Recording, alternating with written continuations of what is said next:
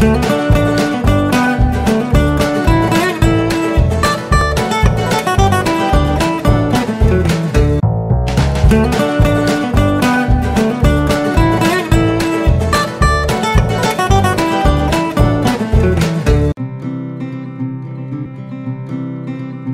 agama Islam sangat peduli terhadap busana dalam dua konteks, yaitu pakaian sehari-hari untuk kegiatan di dalam atau di luar rumah dan pakaian khusus beribadah. Di Indonesia sendiri busana muslim mendapat perhatian besar.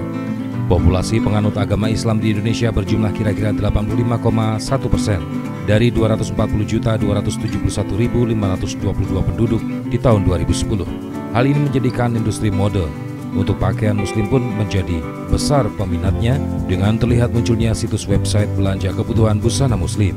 Busana muslim adalah model pakaian yang disesuaikan dengan aturan kehidupan agama Islam. Di dalam Al-Quran tertulis anjuran-anjuran dan kewajiban orang muslim dalam hal berpakaian. Model baju yang tertutup dan serba panjang menjadi ciri khasnya. Untuk wanita, busana muslim menutupi bagian tubuh seperti rambut, leher, tangan, dan kaki atau sering disebut dengan gamis. Sedangkan gamis atau jubah merupakan jenis baju kurung yang dominan digunakan di Timur Tengah dan negara-negara Islam.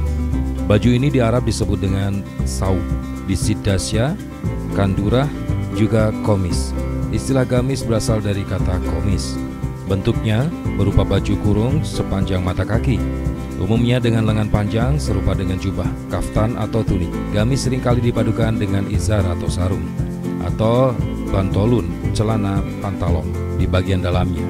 Kadang digunakan bersama bisit atau mantel berwarna gelap.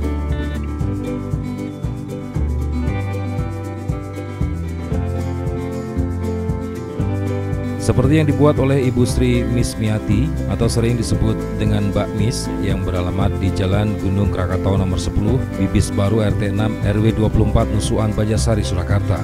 Berbekal kemampuannya menjahit yang beliau kuasai sejak umur belia, Ibu Sri Mismiati yang dulunya bekerja di sebuah pabrik garment memutuskan untuk mengundurkan diri sebagai karyawan pabrik. Kemudian beliau membuka usaha jahit sendiri di rumah. Pada mulanya beliau merintis usahanya dengan dibantu salah seorang penjahit, akan tetapi dengan semakin bertambahnya pesanan, beliau menambah penjahit satu demi satu untuk mengejar waktu produksi untuk menyelesaikan pesanan dari pelanggan. Dan sekarang Ibu Sri Mismiati dibantu 5 orang karyawan dalam menyelesaikan pesanan dari pelanggannya. Assalamualaikum warahmatullahi wabarakatuh. Nama saya Sri Mismiati dengan panggilan Mbak Mis gitu biasanya. Produksi saya gamis sama batik. Alamatnya Bibis Baru RT 06 RW 24. Itu dari awal saya dulu kan penjahit di luar, Mas. Saya penjahit di luar terus tapi di rumah sambil terima jahitan. Waktu itu saya masih di Cili Kebaya. Nah, di rumah itu kan banyak jahitan yang numpuk. Akhirnya saya keluar terus saya buka di rumah sendiri. Waktu itu ngajak satu teman karena jahitan bertambah banyak, saya cari teman lagi. Teman itu teman-teman waktu saya di pabrik dulu saya ajak akhir 2015 ya kalau tidak salah, 4 tahunan. Bermodalkan uang pinjaman dari bank, Ibu Sri Mismiati mencoba untuk mengembangkan usahanya dengan menerima berbagai model baju. Yang dulunya kebanyakan menerima pesanan kebaya dan baju batik. Dengan suntikan modal dari bank, Ibu Sri Mismiati mencoba membuat model baju gamis. Dengan kemampuan menjahitnya ini, Ibu Sri Mismiati dapatkan dari kedua orang tuanya yang secara kebetulan kedua orang tua beliau adalah seorang penjahit. Dengan keingintahuannya sejak kecil, Ibu Sri Mismiati mencoba belajar menjahit dan akhirnya kemampuan tersebut beliau kuasai hingga sekarang.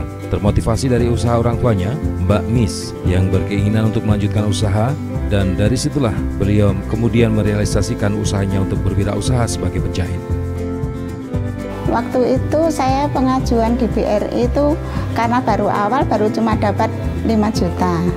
Nah itu terus saya belikan 1 mesin, saya sudah punya 3 mesin untuk teman saya. Terus penjahitannya kan bertambah lagi. Terus baru berapa bulan saya mengajukan lagi ke BRI dan ditambah modal lagi. Karena ditambah modal, saya bisa bikin gamis dan baju batik. itu saya jahitnya itu sejak kecil, Mas. Saya sejak kecil itu bapak ibu saya penjahit. Jadi saya belajar jahit dari kecil. Terus kemudian di pabrik waktu itu seusia SMP SMA ya. Itu 15 tahun saya udah di pabrik di PT Sumber Jaya Garmen Palur. Pabrik kaos ekspor. Nah, itu di sana saya kan sampai 6 tahun kalau nggak salah.